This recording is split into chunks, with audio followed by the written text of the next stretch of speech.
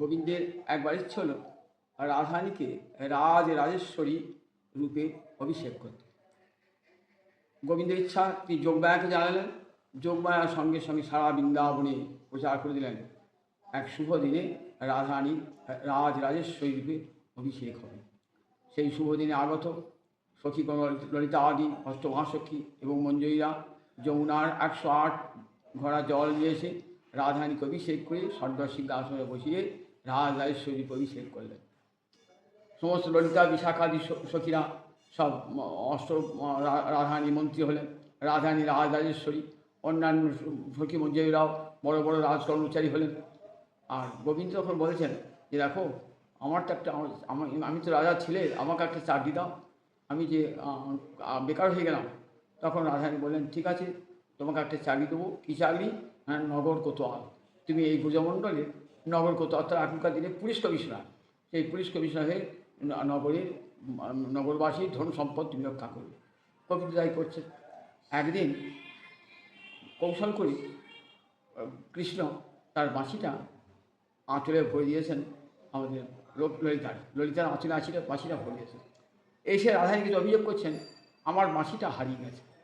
তখন ললিতা বিশাখা বলছে এমন অপদার্থ, নিজের বাঁশিটা কি রক্ষা করতে পারো না, আবার তুমি নগর কোথাও অপরের ধন সম্পদ রক্ষা করবে? যাও তোমার চাকরি ছাঁটাই। বলছেন চাকরি ছাঁটাই হওয়ার পূর্বে আমার একটা বক্তব্য আছে। কী বক্তব্য? তা বলছেন এই যে চুরি হলো, এই চুরিটার তদন্ত হওয়া দরকার। কী তদন্ত হয় বলো? কী তদন্ত?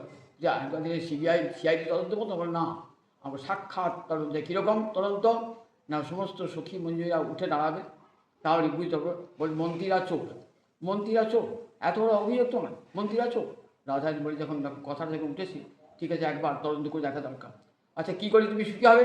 তাহলে সব মন্ত্রীরা যদি উঠে দাঁড়ায় তাহলে আমি সুখী হব। ললিতা যে উঠে দাঁড়িয়ে সব মন্ত্রী উঠে, ললিতা আঁচলে হতে বাঁশিটা পড়ে গিয়েছে। তখনই কৃষ্ণ চোর চোর বলছেন।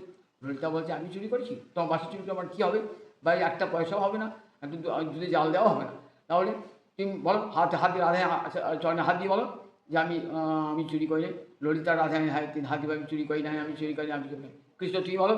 এইবার কৃষ্ণ যখন রাধারানীর চরণে হাত দিয়ে দেবেন তখন কি যবে পরশিতে চাহে চরণের অঙ্গুলি, হিয়ার মাঝারে উঠে রসের হিল্লোলি।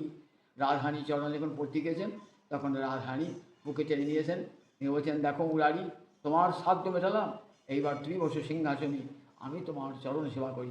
আমি কৃষ্ণ পদদাসী, তিহ রস শুকরাশি, আলিঙ্গিহা করি আত্মসাৎ, কিবা না দেন দর্শন, যারেন মোহর তনুমন, তবু তিহ মোহর প্রাণনাথ। গোবিন্দকে রত্ন সিংহাসনে বসিয়ে তার চরণ সেবা করতে লাগলেন রাধারানী। জয় নিতাই।